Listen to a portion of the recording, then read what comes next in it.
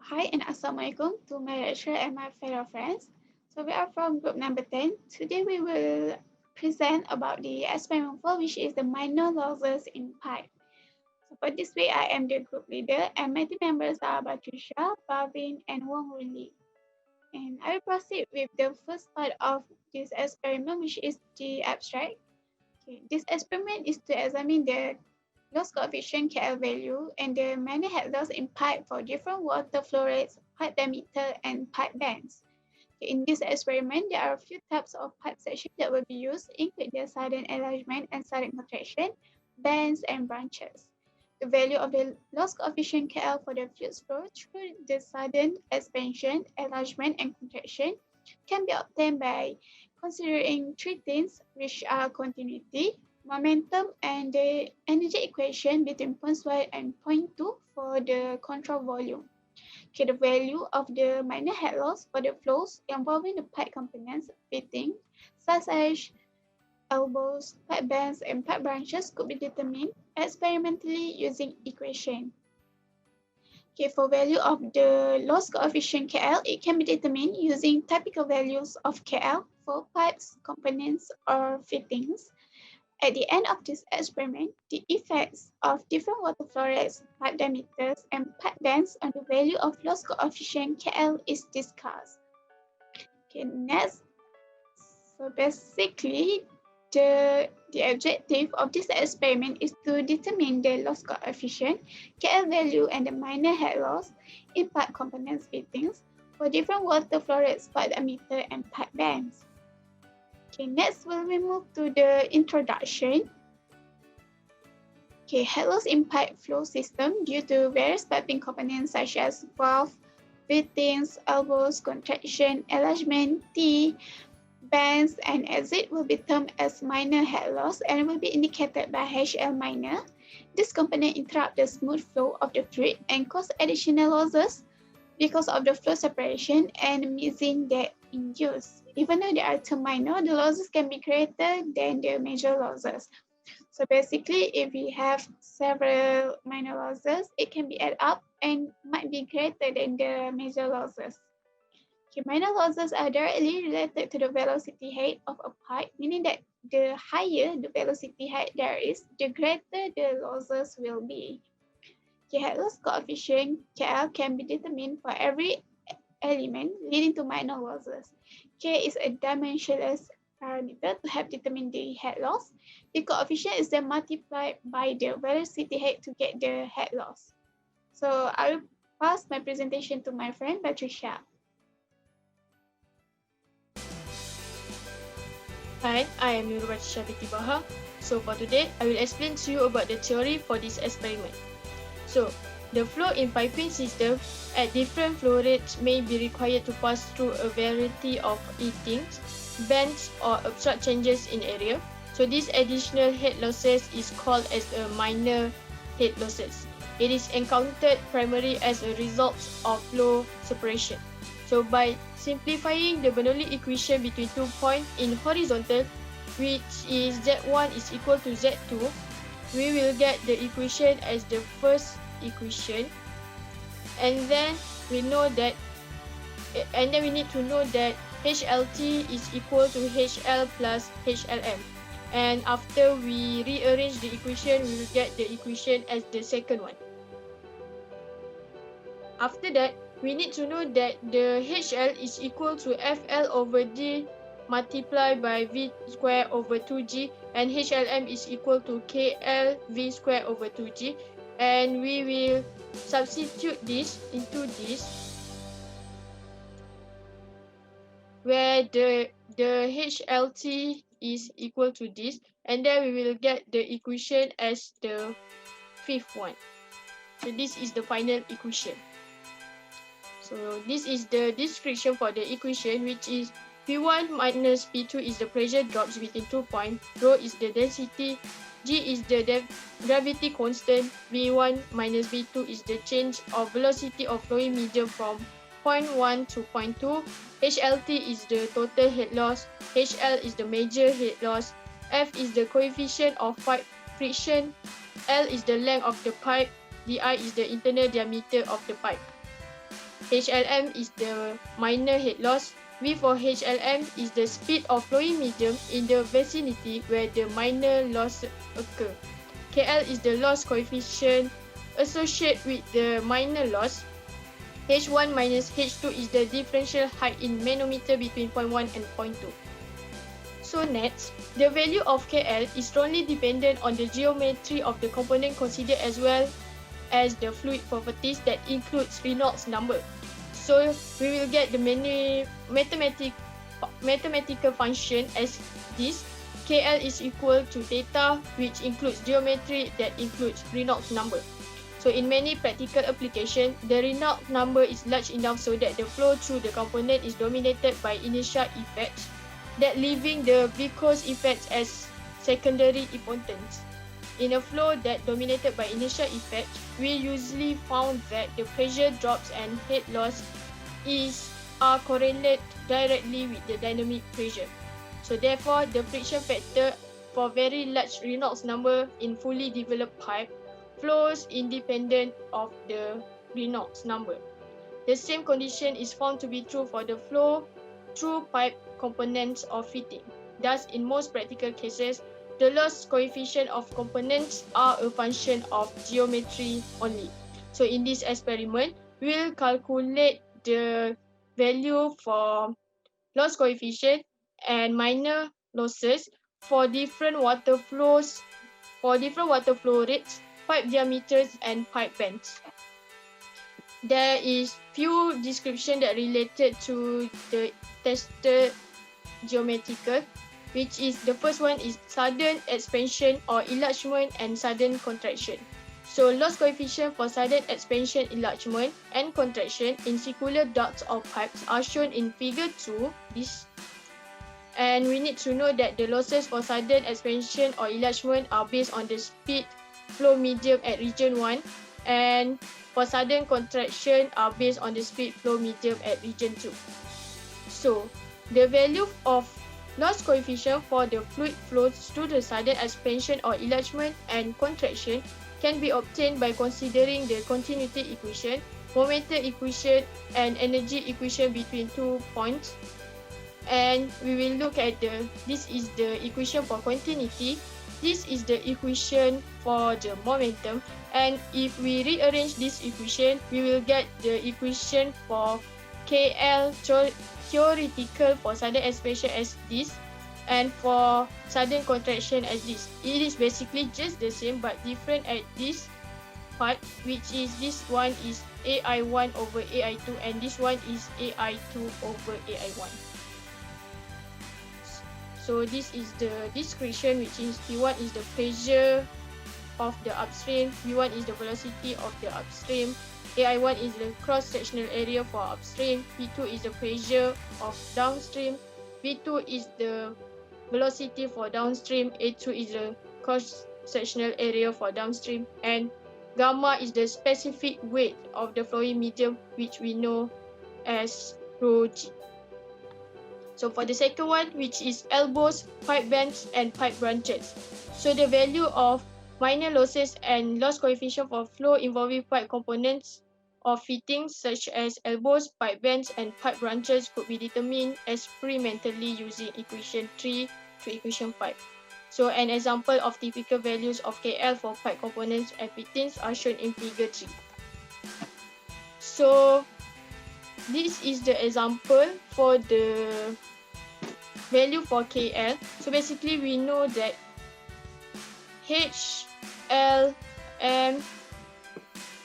HLM is equal to KLV square over 2G. So basically we just substitute this KL value using this value given as shown in this figure. So we just substitute it and then we will get the value for HLM.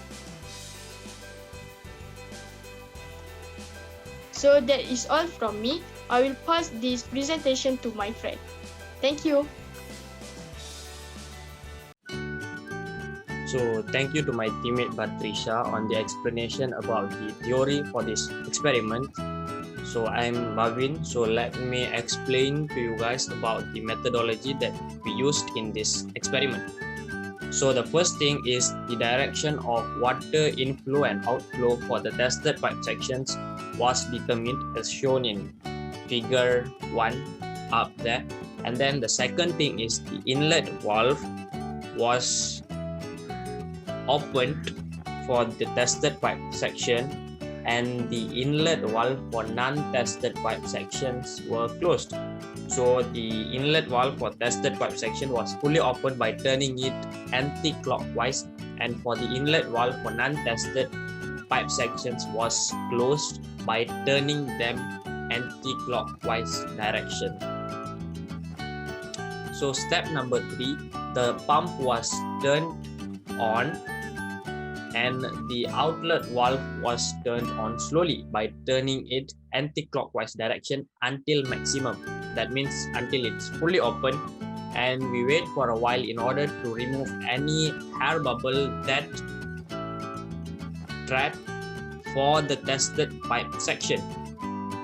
So step number 4 is when the inlet flowing pressure H1 and the outlet flowing pressure H2 for the tested pipe section was identified, and the manometer tubes was connected from those H1 and H2 of the tested pipe section to the 2-tube manometer.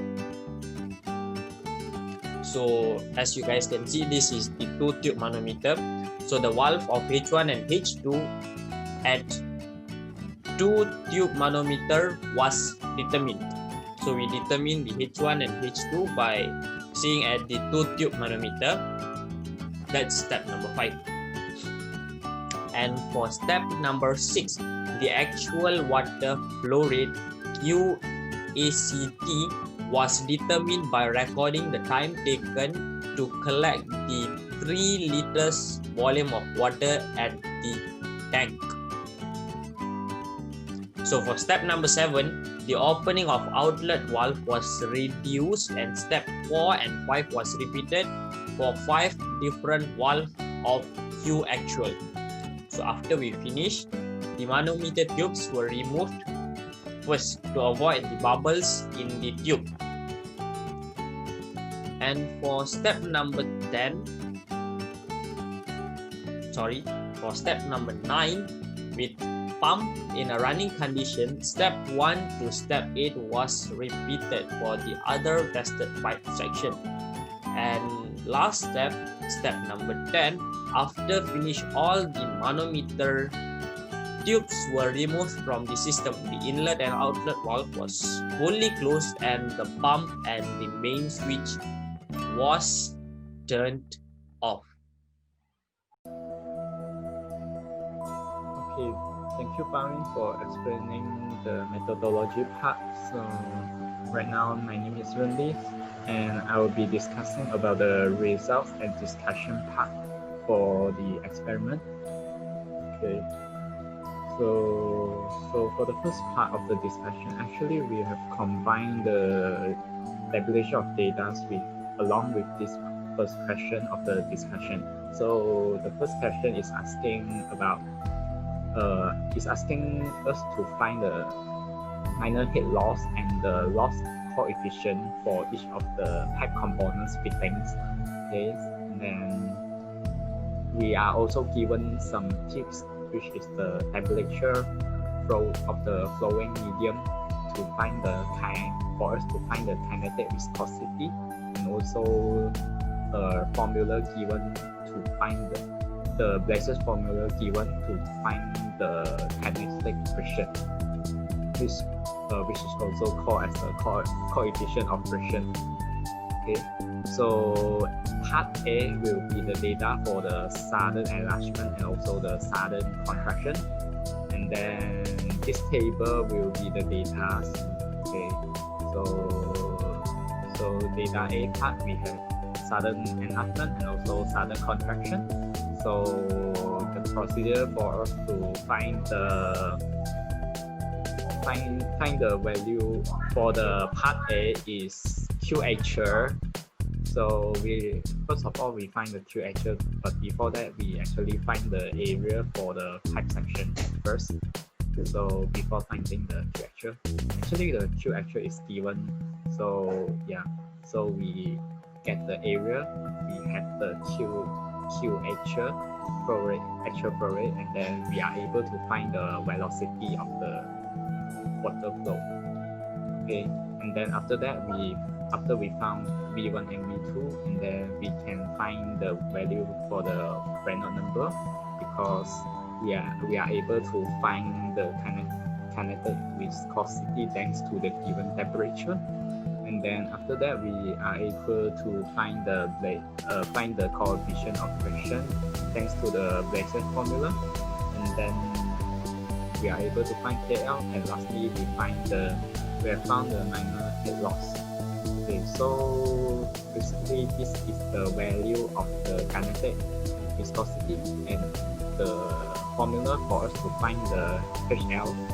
Okay, so yeah, that's it for the part A, and then part B is the data for the pipe branches. Okay, so for the pipe branches we have two types. First type is the Y type, and then the second type will be the T type. Okay, so the procedure of finding these values are the same. Given the actual flow rate, and then we are able to find the value of the velocity, and after that we find the Reynolds number, followed by the coefficient of friction, and then followed by the KL, and then lastly the minor head loss. So basically all the procedures are the same, only the values or the data are different. And then for part C as well, part C is the elbow and pipe bends. So we have three types. First of all is the 2x angle 90 degree, and then the second one is 2x bend 90 degree, and also the third one will be the 2x angle of 45 degree. And then using the same procedure, we found a Q actual, V Reynolds number, coefficient of friction, KL, and then the minor head loss, which is requested by the question. So yeah, this will be the data and the answer for the discussion for the first question. And then us back into the second part of the discussion. We are going to discuss the effects of different water flow rates, pipe diameters, and pipe bends on the value of loss coefficient. Okay, so this is the formula we have been using for the discussion part. So based on the equation comparable, we can deduce that the fluid velocity is directly proportional to value of loss coefficient. Hence, increased fluid velocity causes the value of loss coefficient to increase, resulting in increase in friction loss in pipe. So increased pipe roughness also causes the value of loss coefficient to increase due to increase of the friction between the internal of the pipe and also the flowing fluid. Therefore, increased pipe roughness causes increase in friction loss in pipe. This is logic. And then next is the pipe diameter is inversely proportional to the value of loss coefficient, and hence increase in pipe diameter causes the value of loss coefficient to be reduced, resulting in lower friction loss in pipes. Okay, that's it for the second discussion. And then for the third discussion, we'll briefly discuss on factors contributing to errors or inaccuracy in experimental data, and the possible recommendation to improve the existing results. Okay, so first of all, this part we will discuss about the factors. Okay, so this experiment actually prone to many sources of error, especially from its measuring instrument. Okay, so the first one will be the flow meter used was a variable area type with accuracy typically have a plus minus 5% error. Okay, although manometer was suitable for measuring pressure drop across a horizontal flow section due to any resistance to flow, its accuracy was decreased by the presence of air bubbles inside rubber tubing, small pressure drops, and fluctuation of water level inside manometer due to not so constant flow rate. And as mentioned by the Chengnao 2010, equivalent roughness values for pipes were for new pipes only. So actual operating conditions must be considered in the calculation, the coefficient of friction, in addition the Moody chart and its equivalent family of equations involve several uncertainties. So the uncertainties are the roughness size, error, curve fitting, and etc. And thus the theoretical result obtained should not be treated as exact. So everything should be approximate but not an exact value. So they were usually considered as accurate to plus minus 15% over the entire range in the figure. Okay, so what can we recommend for the uncertainty values? So after the discussion, to improve the so we should improve the understanding of the concept of head loss. So how are we going to do that? So first of all, we should use transparent pipes and fittings so the flows can be observed if dye was added. So the dye means color. Okay, and then laminar and turbulent flow could also be observed and contrasted. And then flow separation and Werner contract should be observed as well. So for the second one, we have to make sure that the valves are tight. So this is to prevent leakage, and we also can make sure that the flow rate is the same as water meter and also constant for the entire experiment. And then no air bubble. Make sure that no air bubbles are inside the tube. And then lastly, the reading should be taken twice or more. So actually we need to repeat the experiment for several times to get the average reading. So we can conclude that the reading that we get is more accurate. Okay, so do it for several times to get more accurate reading is necessary. And then next we have to prevent the parallax error. So make sure our eye level is at the same level as the water level. Okay. And then lastly, water flow must be turned off before changing pipe. Okay, so this is to make sure that the water level does not exceed maximum level in the tube. So basically these are the recommendations after the discussion and after the data that we get. So that's all from me. That's all the part for the discussion and result. So thank you.